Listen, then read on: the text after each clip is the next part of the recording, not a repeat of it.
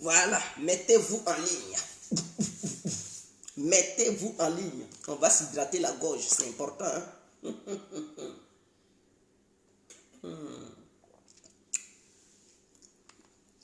Elle hydrate. Connectez-vous. On va s'hydrater la gorge, c'est important.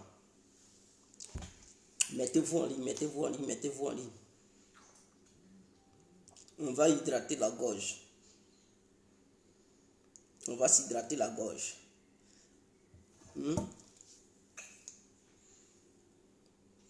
C'est important. C'est important. Connectez-vous, connectez-vous, connectez-vous. On va s'hydrater la gorge. Connectez-vous, on va s'hydrater la gorge. Niawa. On est là, bon. Alors, bonsoir à tous et à tout temps pour tous ceux qui ne me connaissent pas. Je suis l'incontournable, complet tout terrain. L'homme dont on parle. L'homme qui n'a pas fourré aux yeux. Appelez-moi devant la ville, l'homme n'est rien, gouverneur italien. Docteur me donne, boum, boum, laisse-moi mourir 5 ou Camari des eaux. Alors nous voilà à nouveau devant cette caméra pour parler à Adou Richard, le voyou procureur d'Alassane Dramane Ouattara. Il faudrait que ça soit clair. Mais avant de parler, j'aimerais parler d'un sujet qui n'a rien à voir avec la politique. Chers parents, chers frères, chers amis. Pour tous ceux qui sont en Suisse, qui sont à la recherche d'un appartement, alors rentrez en contact avec moi automatiquement, directement, urgemment. Parce qu'il y a un appartement qui est libre maintenant même à l'instant T. C'est-à-dire tous ceux qui sont en Suisse. Et ceux qui veulent résider dans la ville de Genève, précisément dans la commune de Mérin. Ceux qui veulent vivre dans cette commune-là, mes frères, c'est une jolie commune, une commune très riche. Et tous ceux qui aimeraient vivre en Suisse ou qui sont en Suisse, qui sont à la recherche d'un appartement, mes frères, n'hésitez même pas à contacter Guégué. C'est un appartement de 2 chambres salon. Est-ce que vous comprenez? J'ai dit un appartement de 2 chambres salon. Cuisine, WC à part, douche à part. Hein? Le WC là, ça y est à part. La douche là, elle est à part. Il y a même un grand balcon. Et c'est situé à Mérin. À 10 minutes de la ville. Mérin, c'est une petite commune qui est très propre, classe. Mais vous, si vous partez là-bas, mes frères, vous êtes, c'est-à-dire, vous êtes là et vous regardez la ville et vous êtes heureux. C'est un petit coin des riches. Vous savez, les riches là, eux, ils n'aiment pas trop se mélanger avec les trucs. Donc, c'est une aubaine, c'est une opportunité pour quiconque est noir, ou quiconque est européen, ou quiconque est chinois ou russe, de prendre cet appartement. Et d'ailleurs, c'est moins cher. Non seulement c'est placé dans un joli quartier, dans une jolie commune, et c'est moins cher. L'appartement coûte combien? Ça coûte 1100 francs suisses. L'équivalent de 900 €. Est-ce que vous comprenez? Donc 1100 francs suisses, l'équivalent de 900 €. Parce qu'en Suisse, là-bas, vous n'allez pas pouvoir gagner une maison qui coûte 1100 francs suisses. Les maisons commencent par 2000 francs suisses. 2500 francs suisses. Alors, donc, quiconque a la chance d'obtenir une maison de 1100 francs suisses, mon frère, c'est un bonheur. C'est une opportunité. Et cette opportunité-là, c'est le moment de la saisir. Si tu ne la saisis pas, et puis cette maison tombe dans la main de quelqu'un d'autre, mon frère. Donc, quelqu'un qui travaille, hein, qui aimerait bel et bien vivre en Genève, qui a besoin d'un appart, qu'il me contacte automatiquement. Vers la fin ou bien au milieu de la vidéo, je vais communiquer mon contact. Et la personne rentrera en contact avec moi. Et je lui donnerai cette maison-là. L'appartement là, la personne va avoir. Il faudrait que ça soit clair. Donc, l'incontournable bien compris, c'est lui qui vous parle. Je dis bien, tous ceux qui veulent vivre en Suisse, précisément à Genève, dans la commune de Mérin, alors il y a un appartement de 2 chambres, salon, douche, WC, cuisine et un grand balcon. Les chambres sont balèzes, grandes. Est-ce que vous comprenez? Et l'appartement coûte 1100 francs suisses. Or, en Suisse, pour ceux qui vivent en Suisse, ils savent qu'un appartement là, ça commence. C'est un studio. C'est un studio qu'on peut obtenir en Suisse à 1100 francs suisses. Un studio, c'est un train couché là. Où les gens donnent en France là-bas ou en Belgique là. Est-ce que vous comprenez? C'est ça, les gens, ils obtiennent à 1100 francs suisses. Mais là, je vous parle de T3. T3, je veux dire quoi par là? 2 chambres, salon et tout, avec un grand balcon et tout, à 1100 francs suisses, mon frère. C'est du donné cadeau. C'est du donné cadeau. 900 €, mais ce n'est rien en Suisse. Parce que quand tu travailles en Suisse, mon frère, ton salaire là, c'est 5000 francs suisses. 5000 francs suisses, on te dit qu'il faut louer maison à 1100 francs suisses. Tu vas dire c'est cher. Tu es avare. Tu es avare. Mais quand tu travailles là, ton salaire là, c'est 5000 francs suisses. On dit paye maison à 1100 francs suisses. Il va dire c'est cher. Mais pourquoi tu es méchant? Pourquoi tu es si méchante? Paye la maison. Donc, contacte Dieu, il va te donner la maison. Il faudrait que ça soit clair. Ce n'est pas un débat, c'est un fait. Alors, je vais communiquer mon adresse tout à l'heure, au milieu de la vidéo, je vais donner mon numéro. Hein, pour tous ceux qui sont intéressés, ou bien si tu as ton ami qui est là-bas et que, voilà, il t'avait appelé pour dire chercher maison, voilà, le propriétaire de tous les dossiers, je dis, je suis le propriétaire de tous les dossiers, contactez l'incontournable, compris. C'est moi ou c'est pas moi? Contactez-moi. Si tu me contactes, tu ne seras jamais déçu. Il faudrait que ça soit clair. Alors, passons au sujet. Passons au sujet du jour. Je vais m'hydrater la gorge avec du lait.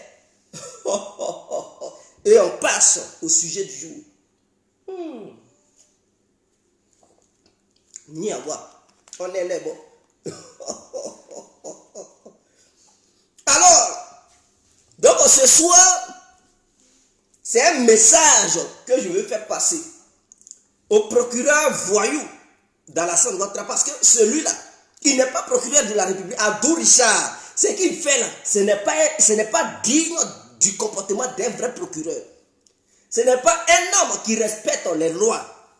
Il ne respecte aucune loi en Côte d'Ivoire. C'est-à-dire lui-même, il veut enseigner la loi aux gens, mais lui-même, il est contre la loi. Abdou Richard, c'est quelqu'un qui est contre la loi. C'est une personne hors la loi. Alors, je l'ai vu dire que la justice fera son travail une fois que Laurent Gbagbo et Charles Blé Goudé rentreront en Côte d'Ivoire, ainsi que les autres exilés politiques. C'est-à-dire la poursuite judiciaire qui est contre eux là. Ils vont continuer à les poursuivre parce que pour Abdou Richard, il y a eu des morts. Ah bon? Mais sur Abdou Richard là, j'ai l'impression que dans ses oreilles là, ils ont cassé des... Je ne sais pas s'ils ont mis béton dans ses oreilles. Et donc, ces 2 oreilles sont bouchées. Je n'arrive pas à comprendre. Le procès qui a eu lieu en Côte d'Ivoire il n'y a pas longtemps, cette année 2021 là, le procès d'Amédée Oremi. Ce monsieur, cet ancien FSI, cet ancien tueur des Ivoiriens là, a bel et bien cité des noms lors du procès. Et les noms des rebelles qui sont au sein du gouvernement de Ouattara là, leurs noms ont été cités lors du procès. Mais Abdou Richard était où? Était-il en Côte d'Ivoire ou était-il en voyage? S'il était en voyage, je lui dis ce soir que non, en Côte d'Ivoire là, il y a eu le procès d'un rebelle. Pour Alassane Ouattara, bien sûr, un rebelle qui a tué au nom d'Alassane Ouattara. Il y a eu son procès. Et lors de son procès là, il a cité les rebelles qui sont au sein du gouvernement.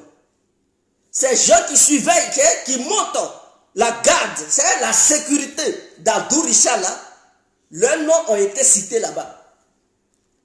Et Amédée Oremi dit, ce sont les Kone Zakaria et consorts qui l'ont envoyé d'aller assassiner des Ivoiriens. Donc ceux qui ont été assassinés là, ils sont aussi des victimes. Donc si Abdou Richard il porte sa soutane ou sa tenue d'un homme juridique, ou bien d'un juriste, ou bien d'un procureur, je n'en sais quoi d'autre, il doit savoir que les Ivoiriens sont morts. Et ceux qui sont morts là, leurs assassins là, c'est eux qui montent la sécurité de ce Adou Richard. Donc s'il est digne d'un homme qui veut parler de la loi, il devrait non seulement les convoquer, monter des dossiers contre eux, demander à la population partout en Côte d'Ivoire. Parce qu'il ne s'agit pas de poursuivre des gens en sélectionnant les victimes. Adou Richard, il n'a pas l'image d'un vrai procureur. Il sélectionne les victimes. Mais quand il pose ces questions-là, il ne va pas à l'ouest là-bas pour poser des questions aux gens qui ont perdu leur famille là-bas. Est-ce qu'Adou Richard a déjà levé ses petites fesses du là pour aller à l'ouest de la Côte d'Ivoire pour interviewer la population de l'ouest? Il ne l'a jamais fait. Il est assis à Abidjan là-bas et ses interviews se passent à Bobo. Adou Richard, qui t'a dit que c'est à Bobo seulement il y a eu mort d'homme? Voici la question, posez ça à Adou Richard. Qui lui a dit que c'est à Bobo seulement il y a eu mort d'homme? Ou bien la guerre en Côte d'Ivoire là, c'est déroulé seulement à Bobo? Parce qu'avant que la guerre n'arrive à Bobo là, les rebelles ils étaient où? C'est pas à Bobo la rébellion a commencé. La rébellion a commencé au nord de la Côte d'Ivoire, traversé le centre de la Côte d'Ivoire, l'ouest de la Côte d'Ivoire, et s'est descendu au sud de la Côte d'Ivoire. Donc partout la rébellion a passé là, où il y a eu résistance là, il y a eu mort d'hommes. Parce que Bobo est situé au sud. Qui dit Abidjan dit sud. Alors, donc avant qu'il y ait mort d'hommes au sud, il y a eu mort d'hommes au nord. Avant qu'il y ait mort d'hommes au sud, il y a eu mort d'hommes au centre. Avant qu'il y ait mort d'hommes au sud, il y a eu mort d'hommes à l'ouest. Avant qu'il y ait mort d'hommes au sud, il y a eu mort d'hommes à l'est. Adou Richard et sa soutane se sont-ils une fois levés avec leurs fesses dures pour aller à l'ouest, au nord, l'est, en passant par le centre et au nord, pour interviewer tous les Ivoiriens qui ont perdu un être cher en Côte d'Ivoire, pour leur demander les responsables de ces massacres qui se sont déroulés là-bas. Est-ce qu'Adou Richard a une fois fait cela? Non, il ne le fait pas. Il est assis là et il se dit procureur de trucs pour les Ivoiriens, procureur des Ivoiriens. Il n'est pas digne de représenter les Ivoiriens. Parce que lui-même, son comportement montre que c'est un voyou. Hein? C'est un procureur voyou. Il ne fait pas ce qu'un vrai procureur devrait faire. Il ne représente pas la Côte d'Ivoire. Adou Richard doit comprendre qu'il ne représente en aucun cas les Ivoiriens. Il est là pour les beaux yeux d'Alassane Ouattara. Il exécute les ordres de Draman. Lui, Adou Richard, il va nous dire en Côte d'Ivoire là-bas parce que quand il y avait la désobéissance civile, il y a un jeune qui ont coupé sa tête, les gens chutaient ça comme football. Adou Richard a déjà ouvert une enquête sur ça. Non, il n'a pas ouvert d'enquête parce que ceux qui chutaient la tête de ce petit-là, comme ballon, c'était des militants du RADP. Et donc, quiconque est militant du RADP peut couper la tête de quelqu'un, chuter ça comme un ballon, lancer ça, attraper ça comme Zagorigorier, et puis ça ne va nulle part en Côte d'Ivoire. Et c'est un tel procureur qui veut faire la morale aux Ivoiriens. Adou Richard est un vrai voyou. Un procureur délinquant. Un procureur qui ne remplit pas les conditions pour être procureur. Je ne sais pas si son diplôme a été volé ou pas, mais en tout cas, il n'est pas digne d'être procureur en Côte d'Ivoire. Parce que si la guerre qui s'est déroulée, s'ils pensent que les pro-Ouattara n'ont rien fait, ils n'ont pas commis des actions en Côte d'Ivoire, c'est au moins devant lui, ils ont coupé la tête de quelqu'un et les gens chutaient ça comme football. Quand on lui a parlé de ces dossiers-là, il dit non, les enquêtes sont en cours. Depuis que les enquêtes sont en cours, là, les enquêtes n'ont pas encore abouti. Mais quand il s'agit des membres de l'opposition, ah là, il ouvre les enquêtes aujourd'hui, demain il y a un résultat. Il les attrape en même temps, il les amène à la maca. Quelle est cette hypocrisie en juridique? Adou Richard, respectez les gens quand même. Adou Richard, soyez honnête vis-à-vis du peuple ivoirien. Ne vous foutez pas des Ivoiriens quand même. Quel est ce procureur voyou? Vous régnez en maître en Côte d'Ivoire. Vous êtes en parfaite coordination avec le gouvernement ivoirien. Vous tétanisez le peuple ivoirien. Vous bafouez la dignité du peuple ivoirien que nous sommes. Vous foutez des cris du cœur des gens. Les gens sont fatigués de votre démarche juridique comme Abdou Richard. Je ne sais pas si je dois l'appeler maître ou bien voyou Richard. Mais il faudrait qu'ils comprennent une seule chose. Le pouvoir de Dramane n'est pas éternel. Abdou Richard, vous avez frustré des gens au sein de la société ivoirienne. Répondez-vous, Abdou Richard, pendant qu'il est encore temps. Parce que rien n'est éternel. Éternel, c'est ce qui n'a pas de début, c'est ce qui n'a pas de fin. Rien n'est éternel. Tôt ou tard, le pouvoir de Dramane chutera. Je dis bien, tôt ou tard, le pouvoir de Ouattara va chuter. Et quand ça va chuter, ceux à qui vous avez commis du tort, pendant votre règne ou le règne du gouvernement de Ouattara, pensiez-vous que ces gens-là vont vous embrasser, vous donner des petits câlins, mais ils vont se venger. Parce que si le régime de Ouattara a le courage d'enfermer n'importe qui, quiconque on dénonce, quiconque on n'est pas d'accord avec Dramane, il les attrape pour les mettre en prison en passant par Abdou Richard. C'est vous qui donnez les galons à Dramane. C'est vous qui poussez Dramane à être zélé. Parce que si les procureurs, si les hommes de loi, les hommes de droit de Côte d'Ivoire se comportaient bien et respectaient les règles juridiques, je pense qu'Alassane Ouattara allait comprendre. Mais vous, dans vos démarches, vous nous faites comprendre que Ouattara et son gouvernement sont des saints. Ils n'ont jamais même touché à une petite mouche. Ils n'ont jamais touché le cheveu d'un citoyen ivoirien. Et qu'ils sont parfaits. Ils n'ont jamais commis de péché. Aucune poursuite contre eux. Depuis que Ouattara est là, 10 ans, aucune poursuite contre un membre du gouvernement de Ouattara. C'est-à-dire, ils sont hors la loi en Côte d'Ivoire. Ils font tout ce qu'ils veulent. Personne ne peut les poursuivre. Parce que les juges, les procureurs et beaucoup d'avocats sont d'accord avec eux. Ce que Ouattara fait, il lâche dans vos bouches, il chie dedans, vous l'acclamez. Parce qu'il est trop sain. Il est intouchable. Arrêtez ça, Abdou Richard. Arrêtez ça. Mettez fin à cette hypocrisie juridique. Arrêtez ça. Les Ivoiriens en ont marre.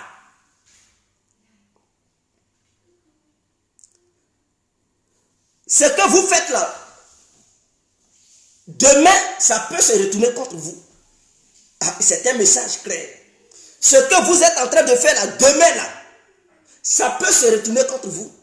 La maca où vous foutez les gens à longueur de journée, il se peut que dans les jours à venir ou dans les années à venir, vous goûtiez aussi à la maca. Pour savoir si la maca est salée ou si elle est sucrée. Puisque vous aimez tant envoyer les gens là-bas, par vos interventions, c'est toujours vous qui avez les dossiers en béton. Dossiers en béton, les écoutes téléphoniques, c'est vous. Oui, des preuves irréfutables, c'est vous qui possédez toujours. Vous êtes le propriétaire de tous les dossiers en Côte d'Ivoire. Mais vous n'avez jamais été propriétaire des dossiers des pro-Ouattara. Vous n'avez jamais été propriétaire de tous les dossiers des ministres de Ouattara. Ils peuvent piller, voler, tuer. Abdou Richard n'a jamais eu de preuves. Mais quiconque fait partie de l'opposition, automatiquement Abdou Richard a le dossier de ces gens-là. Quel est ce procureur moribond? Quel est ce procureur moribond? Un procureur nulard, comme Abdou Richard, il n'est pas digne. Il ternit le nom des procureurs de notre nation, la Côte d'Ivoire. Il ternit l'image des procureurs africains même, je peux dire. Voilà des gens, lorsqu'ils mangent, ils sont en train de salver leur bouche, ils bavent, donc ils ne voient plus ce que leurs collègues font. Ils voient le danger toujours en face. Parce qu'il est au pouvoir. Donc il a un parti pris. Et on veut que la société soit bien. On veut que la paix règne à Côte d'Ivoire.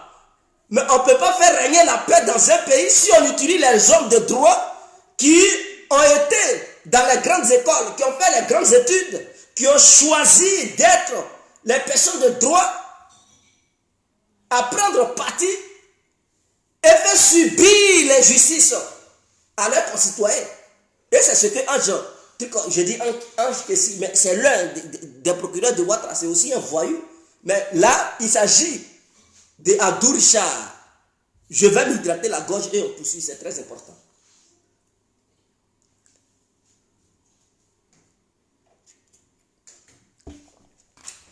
Je vais m'hydrater la gorge et on poursuit. Daouda Kamagaté, je veux l'honnêteté, la droiture des hommes de droit de Côte d'Ivoire. Vous-même, Daouda Kamagaté, là, vous êtes conscient que ce que ces gens, soi-disant hommes de droit, font en Côte d'Ivoire, c'est illégal. Si c'est vous qui étiez dans l'opposition et qu'Abdou Richard se comportait comme ça, je pense que vous alliez monter au créneau pour crier et le dénoncer. Mais aujourd'hui, c'est parce que vous êtes au pouvoir, donc vous l'applaudissez. Hier, ça ne fait même pas encore 30 ans, Laurent Gbagbo était au pouvoir. Il ne s'était pas encore comporté de la manière Alassane Ouattara se comportait. Qu'est-ce que vous avez fait? Vous avez pris les armes pour l'attaquer, n'est-ce pas? Qu'il y avait de l'injustice. Est-ce que Laurent Gbagbo mettait les proches d'Alassane Ouattara en prison? Est-ce qu'il bloquait les comptes bancaires des proches d'Alassane Ouattara? Il ne le faisait pas. Mais vous l'aviez accusé de criminel, de quelqu'un qui tuait les nordistes. Comme si est mort, le cadavre là, des gens qui sont décomposés là, il y a des marques pour dire, lui là, il vient du Nord, ou bien il avait des pièces d'identité pour dire, il vient du Nord. Quelle est cette malhonnêteté notoire? Et vous avez fait de ça une propagande notoire pour inculquer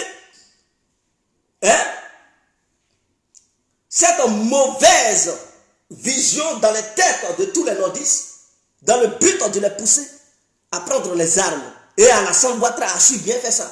Par rapport au discours de Bédier dans les années 90, qui a parlé d'ivoirité et qui avait refusé à Alassane Ouattara d'être candidat, Alassane a récupéré ça pour dire c'est parce que je suis nordiste et du là, on ne veut pas que je sois candidat. Et tous les nordistes ont fait bloc derrière lui parce que c'est ce qu'il voulait. Donc il a utilisé ça.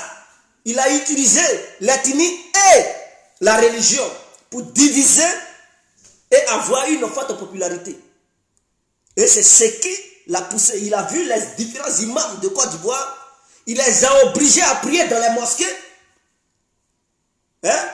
Le bon samaritain du Nord appelé Ouattara Draman parlait des différentes prophéties de Draman, parlait du règne de Draman en Côte d'Ivoire. Au lieu de prier le Coran, il ne priait plus le Coran. Il préférait prêcher Alassane Ouattara aux nordistes dans le but de pousser nos frères et nos soeurs du Nord à prendre les Kalachnikov et faire la guerre à leurs autres frères. Et c'est ce que Draman a fait. Et il continue toujours de le faire. Vous ne le voyez pas. Vos yeux là, il y a des herbes là-dedans. Je pense que vous voyez très bien ce que Draman fait. Je pense que vous voyez bel et bien ce que Draman est en train de faire. Mais vous vous taisez parce que vous êtes au pouvoir. Ce n'est pas comme ça que ça se passe. Vous devez vous réveiller. Parce que les mêmes causes provoquent toujours les mêmes effets. Ah oui, c'est la loi de la nature. Je pense que c'est clair. Vous-même, vous avez accusé un autre régime qui n'était pas tant sanguinaire comme celui d'Alassane Ouattara. Mais vous aviez pris les armes.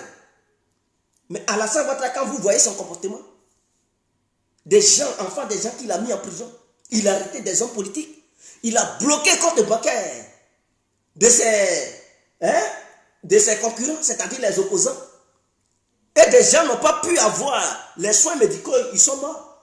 Mais Alassane est le plus grand criminel. Abdou Richard ne sait-il pas que lorsqu'on met embargo sur une nation, on bloque les banques, on empêche les médicaments de rentrer dans une nation et que les gens meurent là, ce n'est pas un crime contre l'humanité. Ou bien Abdou Richard, il ne sait pas.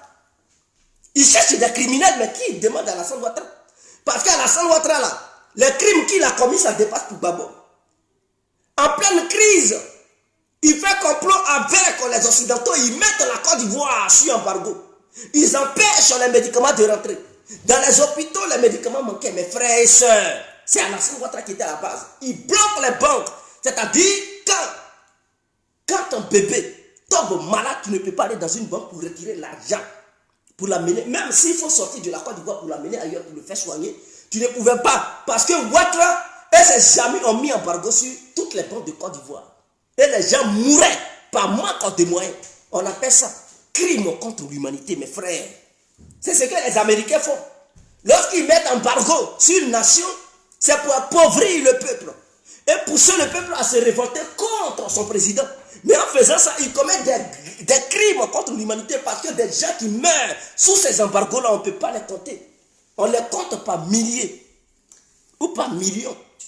Mais Ouattara a fait, il a utilisé cette même stratégie pour tuer. De façon indirecte, il a commis des graves crimes en Côte d'Ivoire.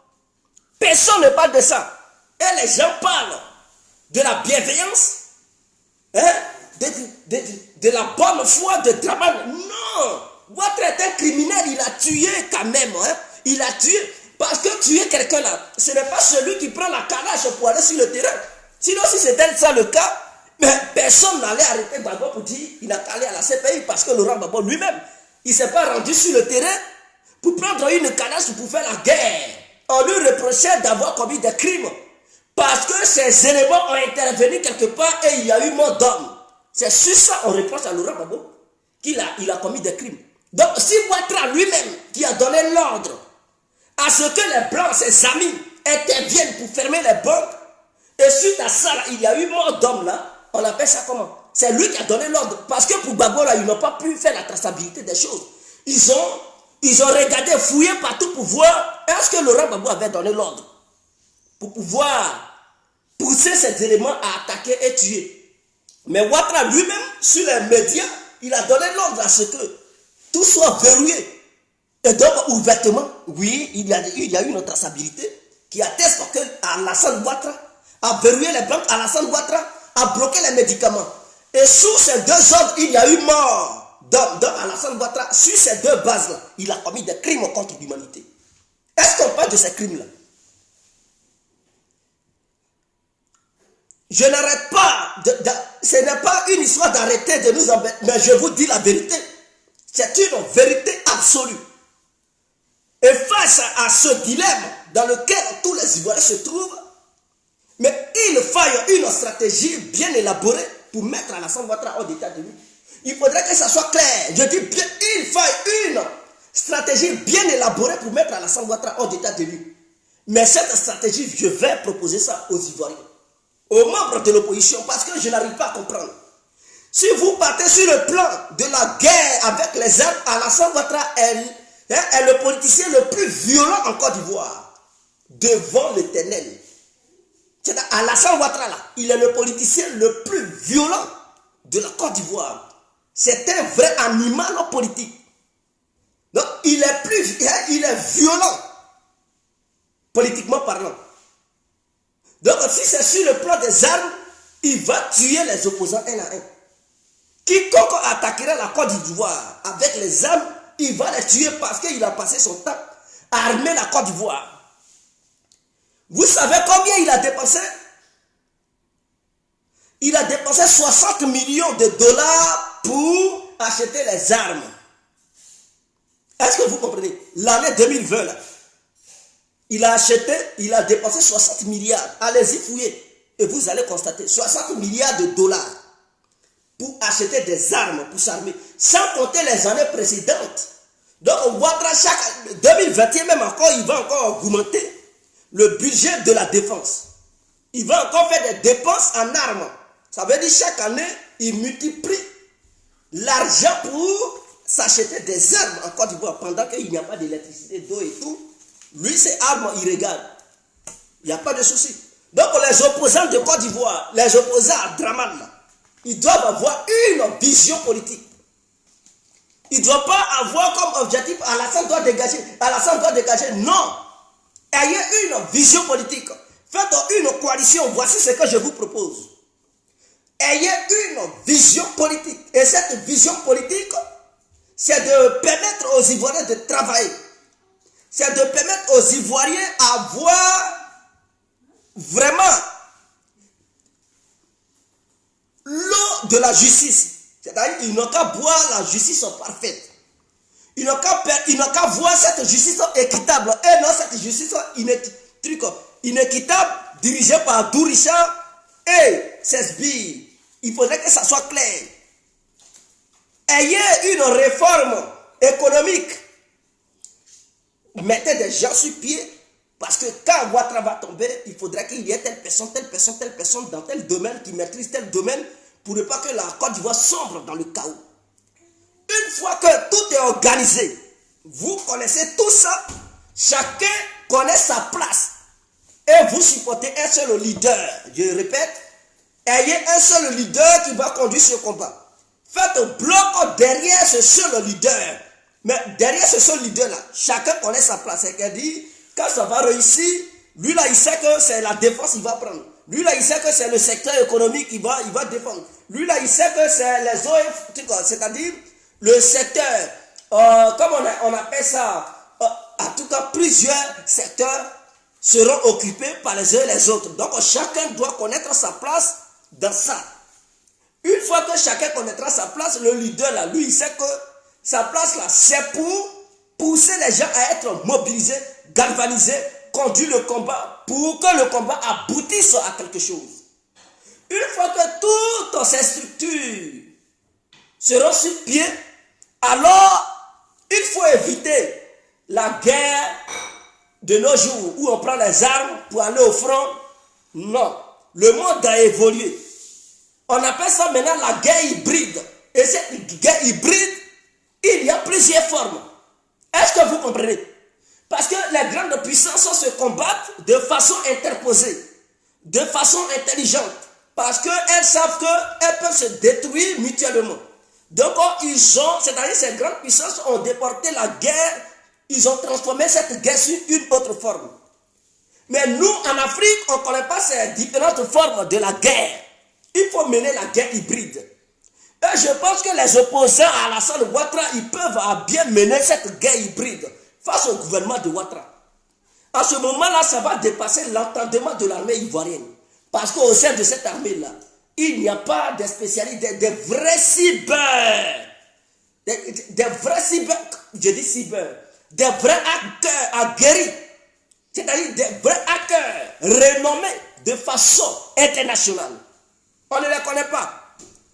Et ils prennent seulement leur téléphone. Allô. Pigeon 1, pigeon 2. Ah, c'est chaud. C'est tout ce qu'ils savent faire. En dehors de ça, ils sont nuls. Ils attendent à ce qu'on les appelle. Mais leurs appels là sont dirigés par une antenne. Tout est numérisé. Tout est centralisé. Est-ce que vous comprenez?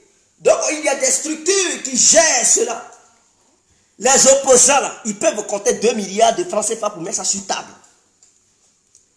Avec ces 2 milliards, là, au lieu de passer votre temps à chercher des armes qui vendent les armes de guerre, des Kalash, je vous conseille de passer votre temps à chercher des cerveaux, des hackers, des gens qui ont le cerveau, pour pouvoir pirater les différents secteurs de l'État ivoirien.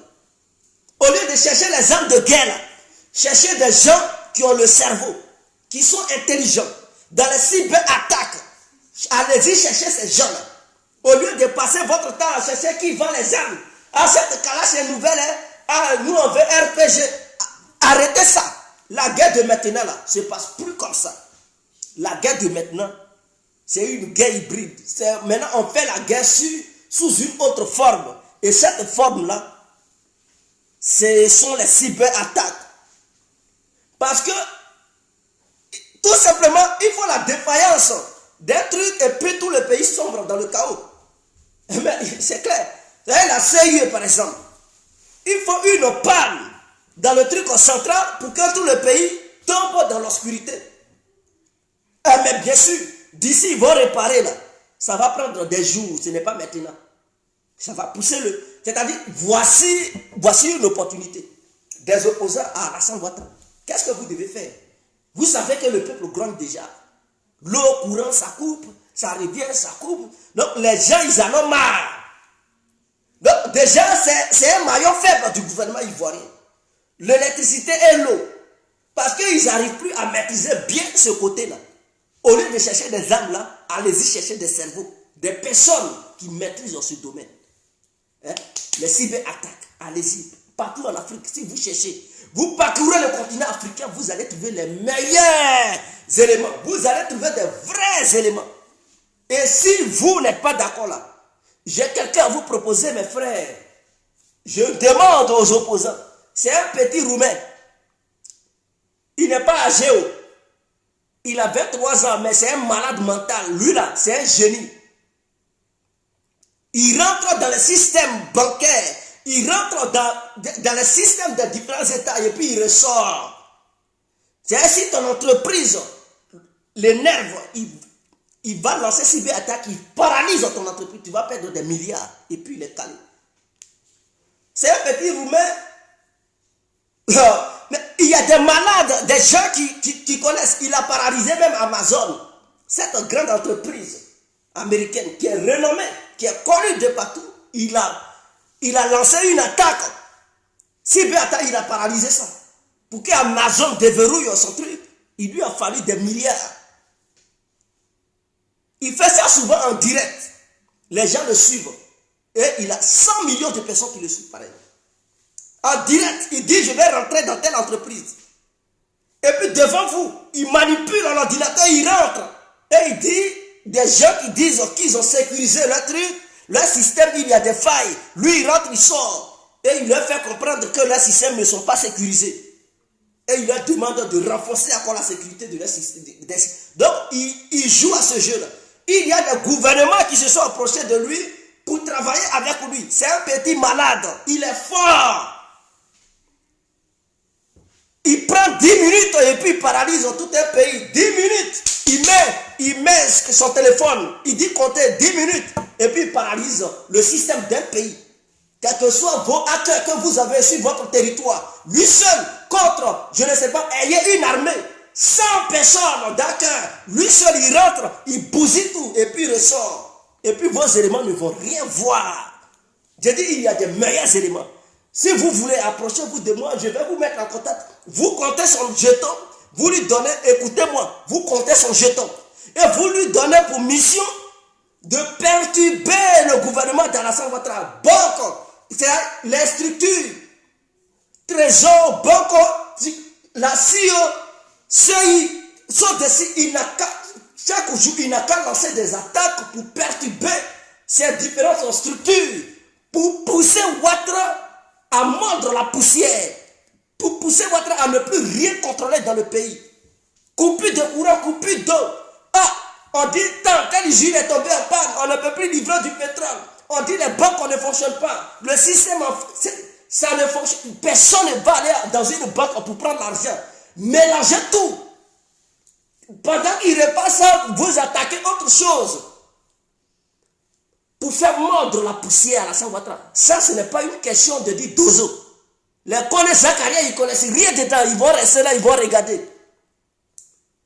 Le ministère de la Défense, vous rentrez dans le système, vous paralysez tout pour déconnecter les militaires qui ont l'air radio. Oui, alors, perroquet, c'est-à-dire vous déconnectez, vous mélangez le système. Donc, les militaires, l'armée de Côte d'Ivoire ne va plus coordonner les opérations. Ils seront déconnectés. Parce que le système central qui leur permet de coordonner tout et être en contact avec le ministre de la Défense, vous paralysez là-bas, vous attaquez là-bas, vous envoyez une cyberattaque. J'ai dit une cyberattaque. Une attaque venant d'une cyberattaque, vous envoyez ça là-bas et vous déconnectez ça. Donc Thierry Brahima ne sera plus en contact avec ces éléments. Ces ministres qu'il a dans le gouvernement, vous les déconnectez totalement. Le pays sera dans le chaos. D'ici, ils vont essayer de réparer ce côté-là. Mais vous attaquez d'autres choses. C'est Ouattara lui-même qui va dépêcher des gens pour dire on va négocier avec les opposants. Vous lui dites la seule condition pour négocier avec toi, Ouattara, quitte le pouvoir. Tu es venu au pouvoir de façon illégale. Ton départ pourra permettre le pays d'être sur pied. C'est la seule condition. Maintenant, s'il s'entête et qu'il ne veut pas quitter là, c'est le peuple même qui va l'enlever. Parce qu'à un moment donné, la population va être fatiguée. Mais si tout est attaqué, vous voyez les militants du RADP, eux-mêmes ils sortent déjà, ils manifestent. Ce qui veut dire qu'ils ne sont pas satisfaits. Si eux-mêmes ils sortent, ils manifestent parce qu'ils n'ont pas du boulot. Imaginons que tout est attaqué. Vous attaquez tout.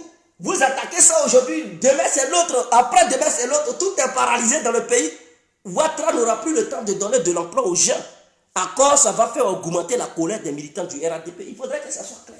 En dehors d'eux, là, d'autres vont s'ajouter. Parce que ça va pousser les gens à aller au chômage.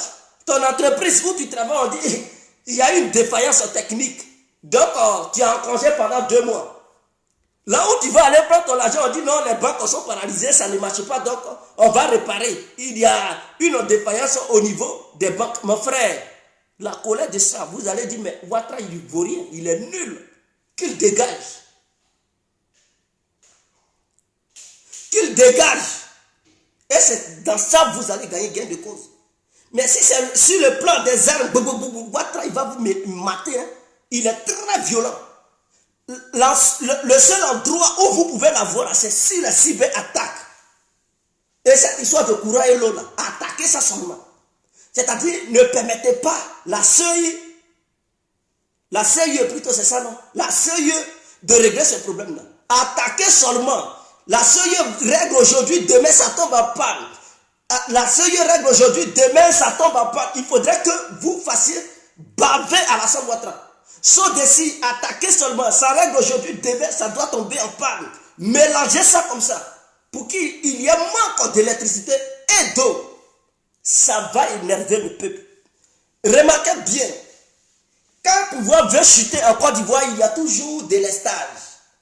Je vous le dis, au temps du fouet, il y avait des lestages. Quand le délestage avait commencé, ça n'a pas duré, où Fouet est mort. Il a perdu son pouvoir. Au temps de Bédié, avant le coup d'État, il y avait ce problème aussi, histoire de délestage. Ça n'a pas duré, il y a eu coup d'État contre Bédié. Laurent Gbagbo, à son temps aussi, cette histoire de délestage a fait qu'il a perdu son pouvoir. Donc, quand le pouvoir vient chuter là, il y a toujours ce problème qui commence, le délestage. Donc, ce n'est que le début du commencement de la chute de Ouattara qui commence. Cette histoire de délestage, c'est un message fort que Dieu envoie aux Ivoiriens pour dire sa chute est proche. Donc, on remarquait bien, à chaque fois qu'un président règne en Côte d'Ivoire, et qu'un moment sombre arrive dans le pays où il y a le délestage national, c'est que la chute de ce pouvoir n'est plus loin.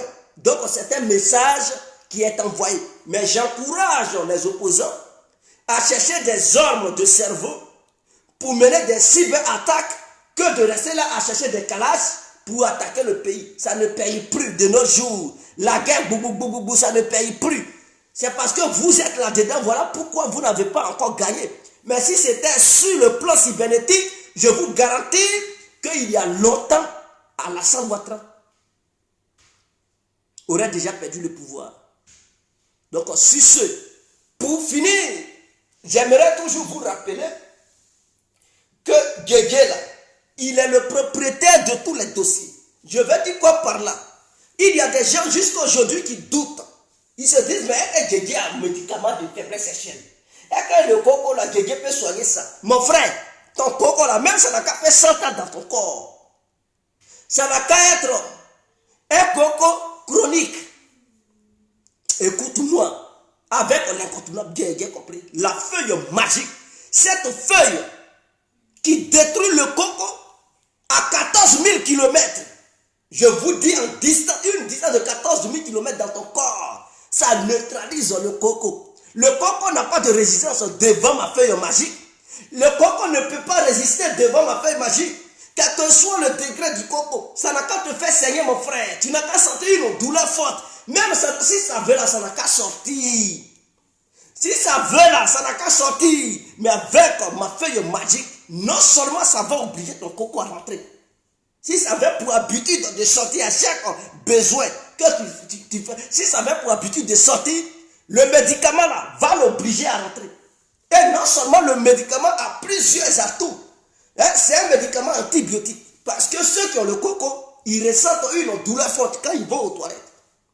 Quand tu prends mon médicament là, non seulement ça va calmer la douleur, tu ne vas plus ressentir la douleur. Donc ça, c'est un antibiotique fort pour amortir la douleur. Donc tu ne vas plus ressentir la douleur, ça c'est un.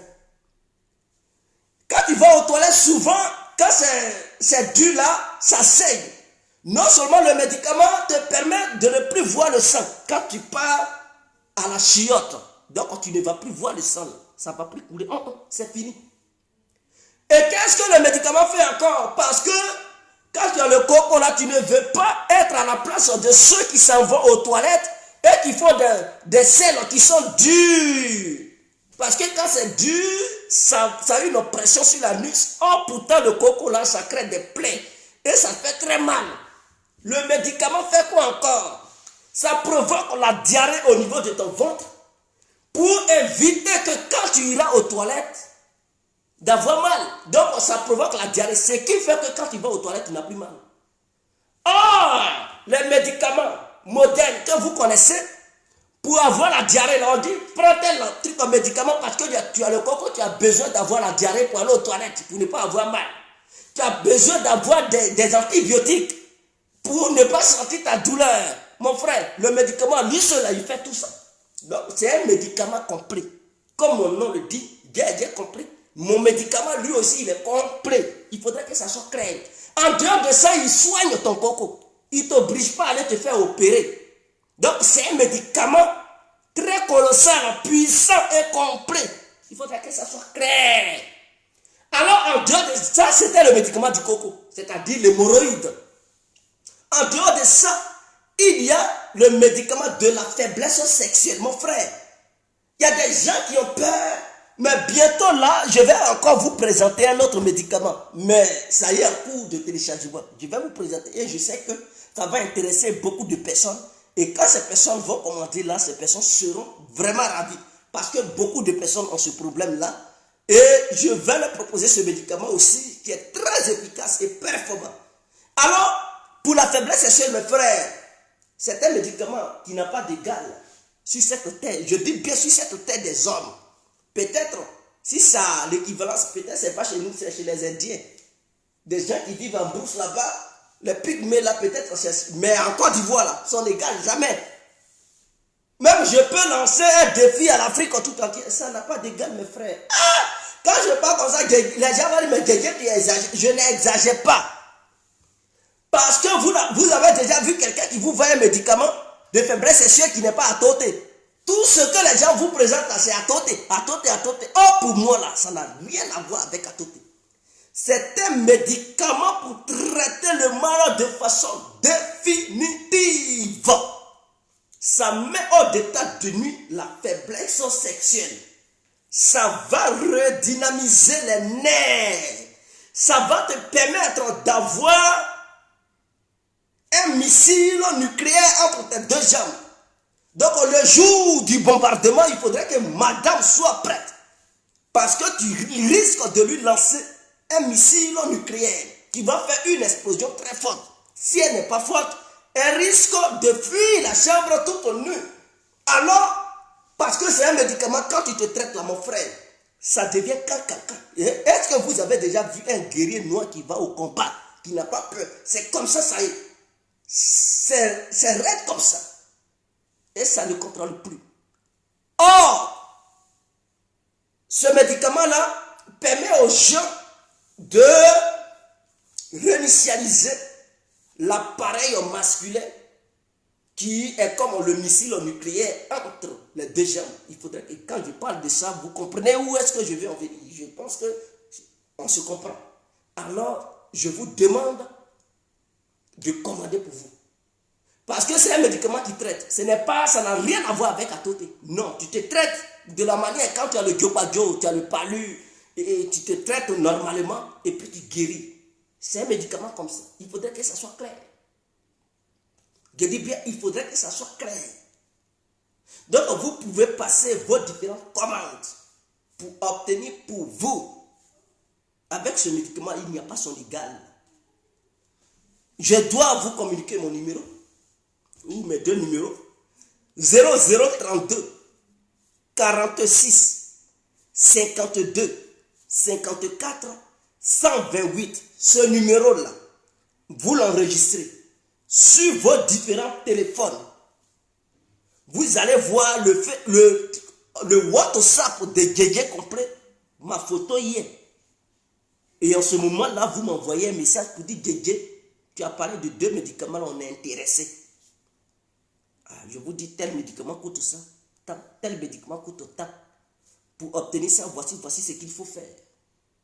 Voici combien de jours il te faut pour recevoir ça. Marché conclu, et on est quitte. Il faudrait que ça soit clair. Le deuxième numéro est le suivant. 07 53. Bon, je vais répéter. 0033, parce qu'il faudrait que les gens sachent de quel numéro de quel pays il s'agit. Donc 0033 7 53 02 44 64 à la fin. Vous enregistrez ce numéro-là dans votre différents téléphones. Vous allez voir le WhatsApp de Djedje. Il y a bel et bien ma photo là-dessus. Vous m'envoyez un message, on cause et on conclut le contrat et on est quitte. Chacun est satisfait. Il faudrait que ça soit clair. Donc, on va se séparer à l'amiable. Sur ce, on est ensemble. Vive la Côte d'Ivoire, vive le peuple ivoirien et vive la nouvelle stratégie pour faire baver Alassane Ouattara. Sur ce, on est ensemble. C'était l'incontournable bien compris. On est ensemble. Ciao.